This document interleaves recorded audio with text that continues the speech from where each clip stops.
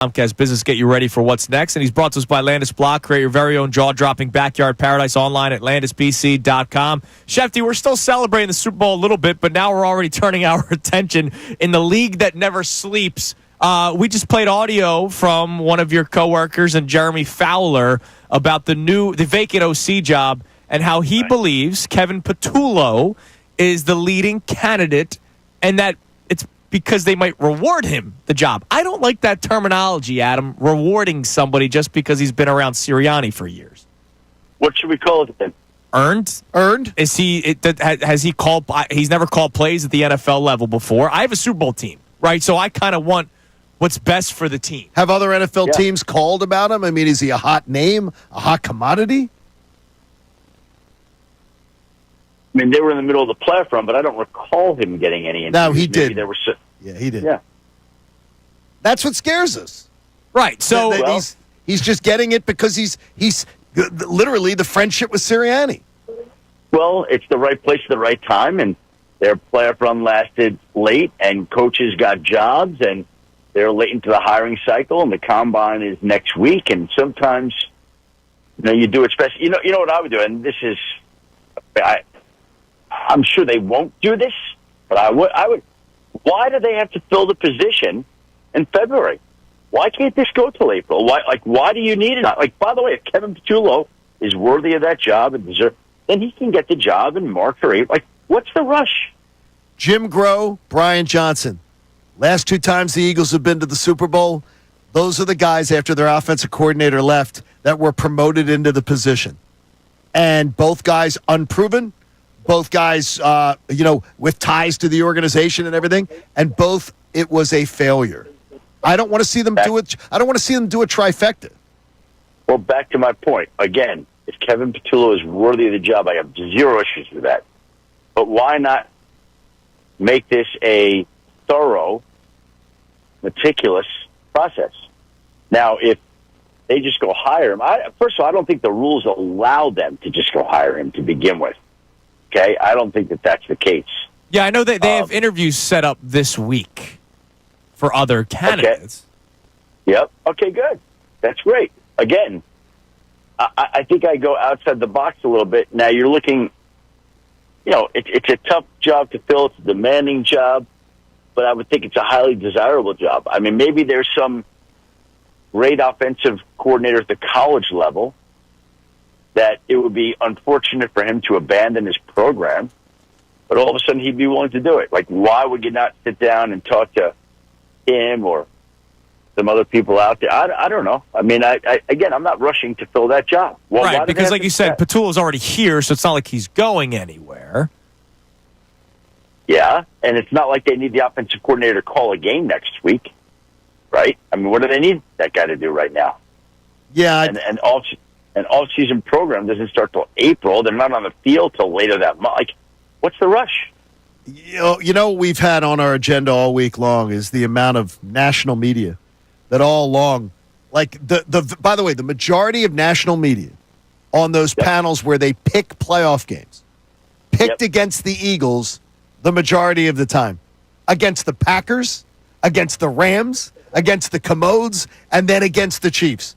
And they picked against them. And now Who cares, John? Yeah, but wait a minute. Here's why I care. Because those same people, Adam, are now telling me the Eagles are a super team. Or they're telling me that the reason Jalen Hurts is successful is because he's surrounded by the best talent in the NFL. Well, where were all those experts when they were picking the Green Bay Packers to beat them and the Rams to beat them and the Commodes to beat them if they have the best talent in the NFL? What were they doing? They can't backtrack like that. Well, that's how the world works, unfortunately. And it's very easy to look back on these things and just adjust to the moment and speak out like that now. You know the truth, John and Andrew. You know the truth. You heard it, right?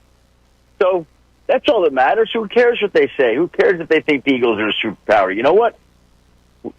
They're a really good team. They're going to have a chance to compete again. You need things to go your way. Everything went their way this year. And they'll have a chance to be there again next year. But next year's who knows how next year's going to go? We're in February. There's plenty of time.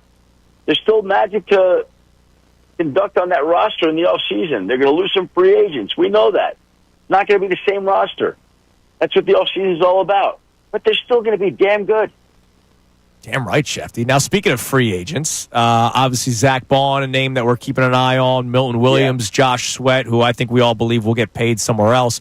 The Eagles have only used the franchise tag 5 times ever since it was added to the NFL.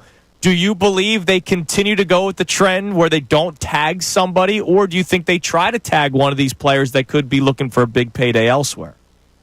I'm not expecting a tag, but again, sometimes things happen that I don't expect, so I'm not ruling it out. But when I went over my list of names, the Eagles are not on there as potential tag team.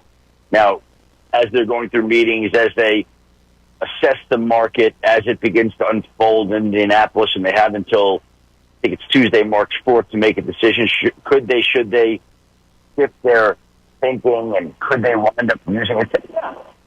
That's always possible. I don't believe that's what I'm expecting right now, today, heading to Indianapolis next week, but let's see how it works out. I think that some teams view tags as weapons, and they don't like to do that unless they have to. I don't know if the Eagles are in a position where they have to do anything. They're going to go at this, and they're going to make some moves here, and I'm sure they hope that they can find a way to bring back at least some of those players. Not going to be easy at all. But I had not heard the Eagles in the tag conversation, and we'll see if that changes. So who do you think most likely to return, least likely to return? If I give you the names Zach Bond, Mekhi Becton, Milton Williams, Josh Sweat, how would you order that? Well, those are the 4 names, right? I don't know how I'd rank them. I don't want to rank them because I don't know enough about it just yet. I'll be much more educated coming out of Indianapolis. Okay. As opposed to having a quiet week this week and not asking. I don't want to guess. But what I would say, just off the top of my head, would be that Mekhi Becton found a home in Philadelphia, and he chose to go to Philadelphia in large part because he believed that Jeff Stoutland would help rebuild his career, and that's exactly what happened. Now, he could go out and seek greener pastures elsewhere, or he and the Eagles could work out a fair deal where he could continue to thrive. So I think that Mekhi Becton is going to be inclined to stay.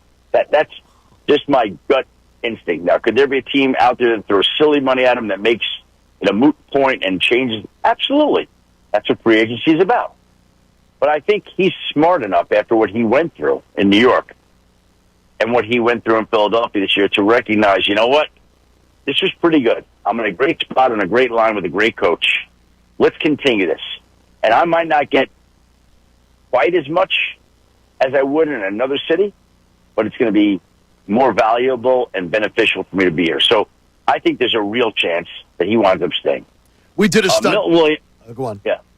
Go on. Milton Williams sounds like a guy who's going to get paid. Sounds like a guy who's going to leave. We did a Josh Sweat sounds like a guy who's going to get paid and who's going to leave. And Zach Bond is a guy I would think that they're going to work to re-sign and bring back because they saw how valuable it is. And the question is there a team out there that's going to pay him considerably more than the Eagles are willing to? There's my 4 guys. John, what were you about to say? Sorry. We did a study the other day of the 23 Super Bowl champions of this century. And 25% of them get back to the Super Bowl the next year, which is pretty good. 35% of them miss the playoffs altogether when they're a Super Bowl champ, which is a strange number. But when you look at what the Eagles have built here, does this look as sustainable to you as it appears to up close and personal being here as we do? Well, when you say sustain, what is sustainable? Sustainable constantly to be able to pencil. If I asked you to pencil in Eagles are a playoff team, Eagles are a playoff team like for the foreseeable future. Yes, I think that's absolutely realistic. But every year is not going to go their way. Sure. It's just not. Like, there are going to be injuries. There are going to be setbacks. There's going to be turnovers in games. There's going to be things that basically affect and impact teams and make it such that 35% of them don't go back to the playoffs the next year. but are they set up to be competitive and relevant and successful for the short and long? Yes, they are. Yes. But what is that? But, John, you don't know how that's going to work. Like, they have built a really good team, and they're going to lose players this offseason. And that's going to hurt, and they're going to have to find the guys. Are they going to hit on guys in free agency? Are they going to find cheaper replacements? Are they going to hit on some guys in the draft? Like, their drafting record the last 4 years is as strong as anybody's in the first couple of rounds. Like, the amount of talent that they pulled in is incredible. And so I'm going to bet that the chances are they're going to hit again. So they'll find some help there. But that's what part of being a champion is. You lose these guys. Like, there's going to be somebody that's willing to pay Milton Williams and Josh Sweat, in all probability, more than the Eagles can and will. And so they're going to have to find guys to step in and take their spots. But and will they be competing for the playoffs next year? I expect that they will. Will they get back to and win the Super Bowl? That's hard to say. There's a lot that has to happen. Right. I mean, sure. A lot. Right? But this team is built to succeed for a while. And let's see what that means now, actually, once you get into the postseasons in the coming years. Shefty, you're the man. I love that. He's all fired up about the Eagles. I like it. Well, they're a good. They're a good team. They've got a good young core of players.